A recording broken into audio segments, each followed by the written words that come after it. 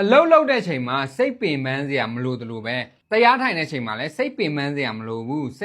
စိတ်ကိုလေတအားဆိုင်ပြီးတော့လုံနေစရာမလိုဘူးတရားထိုင်နေဆိုတာတခုကိုပဲအာယုံဆိုင်ပြီးစဉ်းစားတာဟုတ်တယ်နော်အဲ့ဒီမှာ mindfulness နဲ့ focus နဲ့ရှိရကျွန်တော်ကိုမေးဘူးတဲ့ mindfulness meditation ဘယ်လိုလုပ်ရမလဲဆိုတော့တကယ်တော့ mindfulness meditation ကိုရှင်းပြမယ်ဆိုတနားရီ2နာရီလောက်ကြာအောင်ရှင်းပြရမှာအဲ့တော့အခုအခြေခံကိုပြောပြမယ်အခြေခံဆိုတာကဘာလဲဘယ်ကနေစမလဲဆို mindfulness meditation focus meditation ဆိုတာတခုအာယုံဆိုင်တာစဉ်းစားတာ mindfulness meditation ကကြတော့စဉ်းစားတာမဟုတ်တော့ခံစားတာခန္ဓာကိုယ်နဲ့ခံစားတာအဲ့တော့ခံစားဖို့ဘာတွေလုပ်ရမလဲပြောပြမယ်နော်အဲ့တော့ဒါ mindfulness ပဲထားလိုက် mindfulness လုပ်ဖို့အတွက်ကျွန်တော်တို့ကအရင်ဆုံးအခြေခံ focus meditation နည်းနည်းလေးတက်ရမယ် focus meditation ဒီလိုအစပိုင်းက focus meditation လုပ်နိုင်ရမယ်တခုအာယုံစိုက်နိုင်ရမယ်ဘာလို့လဲဆိုတော့ကျွန်တော်တို့ body မှာခန္ဓာကိုယ်မှာခံစားရတဲ့အရာကိုပဲအာယုံစိုက်မှာဟုတ်ပြီနော်အဲ့တော့အဲ့ဒါကို focus meditation ကိုအရင်ဆုံ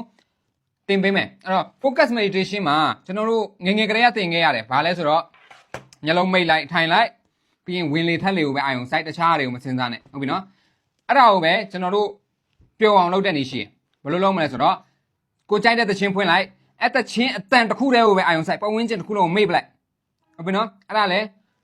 meditation ပဲတရားထိုင်တာပဲကျွန်တော်တို့ကဖွင့်ထားတဲ့သချင်းကိုပဲအာယုံစိုက်တယ်တခြားဘာမှဂရုမစိုက်ဘူးအဲ့ဒါဘယ်ချိန်ရလဲသိလားကျွန်တော်တို့အရက်ဆိုင်မှာအရက်တောက်လိုက်ပြီမလားအရက်ဆိုင်ဘီယာဆိုင်တွေမှာသချင်းတွေတီးတယ်လေဆိုတယ်လေဘလို့ဆက်ချင်းမှာကျွန်တော်တို့ဘီယာဆိုင်ရောက်ချင်းမှာသချင်းကအလောက်မကောင်းဒါပေမဲ့ဘီယာ3ခွက်4ခွက်လောက်ဝင်ပြီဆိုရင်ကျွန်တော်တို့ရဲ့ focus ကကောင်းသွားတာအဲ့ဒီ dopamine ရပြီးတော့မှ focus ကောင်းသွားတာအဲ့ချိန်ကျတော့သချင်းတစ်ခုတည်းကိုပဲအာယုံစိုက်ပြီးတော့တခြားဟာတွေကိုအာယုံမစိုက်တော့တာအဲ့ချိန်ကျတော့သချင်းကခံစားလို့ကောင်းသွားတာအဲ့ဒါကိုပဲကျွန်တော်တို့အရက်ဘီယာမတောက်ဖ ೇನೆ လုပ်လို့ရတယ်ကျွန်တော်တို့လေ့ကျင့်ခန်းလုပ်ပါမှာသချင်းကိုကြိုက်တဲ့သချင်းဖွင့်ပြီးတော့အဲ့သချင်းကိုပဲအာယုံစိုက်တခြားဘာမှဂရုမစိုက်နဲ့ပတ်ဝန်းကျင်ဘာမှဂရုမစိုက်နဲ့အဲ့သချင်းအတန်စင်အကုန်လုံးရှိသမျှစာသားအကုန် melody ဘာညာအကုန်လုံးကိုအဲ့ဒါကိုပဲအာယုံစိုက်တခြားကဘာမှအာယုံစိုက်နဲ့ဟုတ်ပြီနော်အဲ့ဒါ focus နော် focus ဟုတ်ပြီနော်အဲ့ဒါနဲ့အဲ့ဒီတချင်းကိုပဲ mindfulness ဘယ်လိုပြောင်းမလဲကျွန်တော်တို့ကအာယုံစိုက်တယ်ဆိုတာဟုတ်ပြီနော်တချင်းကိုအာယုံစိုက်လိုက်ပြီတချင်းကိုအာယုံစိုက်လိုက်ပြီနော်အာယုံစိုက်တယ်ဆိုတာစဉ်းစားတာခေါင်းထဲမှာတချင်းကိုပဲစဉ်းစားလိုက်ပြီစဉ်းစားလို့ပြီးရင် mindfulness ကဘာလုပ်တာလဲဆိုတော့ခံစားတာ mindfulness ကခံစားတာခန္ဓာကိုယ်မှာဖြစ်တဲ့အရာတွေကိုခံစားတာဆိုတော့ကျွန်တော်တို့ကတချင်းကိုခံစားမယ်တချင်းကိုခန္ဓာကိုယ်နဲ့ခံစာ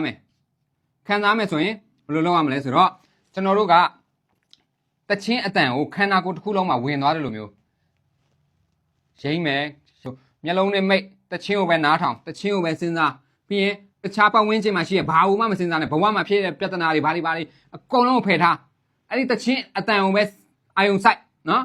focus လုပ်ပြီးရင်ခန္ဓာကိုယ်နဲ့ခံစားလိုက်နော်ကျွန်တော်ဟိုဖះเจ้าမှာတင်ထားတဲ့ဗီဒီယိုရှိရယ်အဲ့ဒါကိုလူတွေကမကောင်းပြောနေကြအဲ့ဒါ mindfulness meditation လုပ်နေတာဟုတ်တယ်ကျွန်တော်ဟုတ်ပြီနော်တချင်းရဲ့အတန်ကိုအပြည့်အဝခန္ဓာကိုယ်နဲ့ခံစားလိုက်တာအဲ့တော့ဒါက mindfulness meditation ရဲ့အခြေခံ basic ပဲ basic ဟုတ်တယ်ဘယ်လိုလဲဆိုတော့ကျွန်တော်တို့ကဒီ basic ကိုကျွမ်းသွားပြီဆိုမှကျွန်တော်နောက်ထပ်ပြောပြမယ်တချို့အရာတွေကစဉ်းစားရတယ်ပြဿနာတွေကတချို့အရာတွေကခံစားရတယ်ဟုတ်ပြီနော်ကိုယ်ဆိုင်မှာအလုပ်လုပ်တယ်အလုပ်ဈေးရောင်းကောင်းဖို့ဘယ်လိုဖြည့်ရှင်းရမလဲအဲ့ဒါကိုစဉ်းစားရတယ်ဟုတ်ပြီကောင်မလေးနဲ့ပြတ်တယ်ကောင်မလေးနဲ့ပြက်ပြီးတော့မှစိတ်ထဲမှာတမျိုးကြီးဖြစ်တယ်အဲ့ဒါကိုမှစဉ်းစားနေလို့မရဘူးခန္ဓာကိုယ်နဲ့ခံစားပြီးတော့ငိုချလိုက်အဲ့ဒါဆိုရင်တက်တာသွားမှာတချို့အရာတွေကစဉ်းစားရတယ်တချို့အရာတွေခံစားရတယ်အဲ့တော့ဒါကိုပဲကျွန်တော်တို့အင်္ဂလိပ်လို IQ နဲ့ EQ လို့ခေါ်တယ် IQ ဆိုတာစဉ်းစားတာနော် EQ ဆိုတာခံစားတာအဲ့တော့ IQ EQ များမှအောင်မြင်ဖို့လွယ်သွားမယ်ဟုတ်ပြီနော်အဲ့တော့ mindfulness meditation အနေနဲ့တခြင်းတစ်ခုကိုအာယုံစိုက်မယ်ပြီးရင်အဲ့ဒီအတန်ကိုကျွန်တော်တို့ခန္ဓာကိုယ်နဲ့ခံစားမယ်အဲ့တော့ဒီခံစားတဲ့အချိန်မှာကျွန်တော်တို့နားမလဲတဲ့သချင်းကိုဖွင့်လိုက်နားမလဲတဲ့တခြားနိုင်ငံခြားသချင်းတွေလေစကားအစာသားနားမလဲဘူးစာသားနားမလဲစဉ်းစားလို့မရတော့ဘူးဘာကိုပြောနေတာလဲဆိုပြီးတော့မျက်စိမှာပုံမပေါ်တော့ဘူးတီးလုံးနဲ့စကားအလေတန်တွေပဲကြားရမှာပြီးရင်အဲ့ဒါကိုမှခန္ဓာကိုယ်နဲ့ခံစားလိုက်မျက်စိမှာဘာပုံမှမပေါ်လာတော့ဘူးခန္ဓာကိုယ်နဲ့ပဲခံစားလိုက်ဟုတ်ပြီနော်အဲ့ဒါ mindfulness meditation ရဲ့ basic ပဲနော်ဒီဟာကိုလောက်တာကျွမ်းသွားပြီဆိုမှ comment ထပ်မှတ်လိုက်ကျွန်တော်အဲ့ဒီထက် mindfulness ကိုဒီထက်အဆင့်တစ်ဆင့်မြင့်ပြီးတော့သင်ပေးမယ်ဟုတ်ပြီနော်ကျွန်တော်ဗီဒီယိုကြိုက်တယ်ဆိုရင်ကျွန်တော် profile လေးကို follow လုပ်ပေးထားပါနော်နောက်ထပ်ဗီဒီယိုတွေတင်ပေးသွားမှာမလို့နော် peace out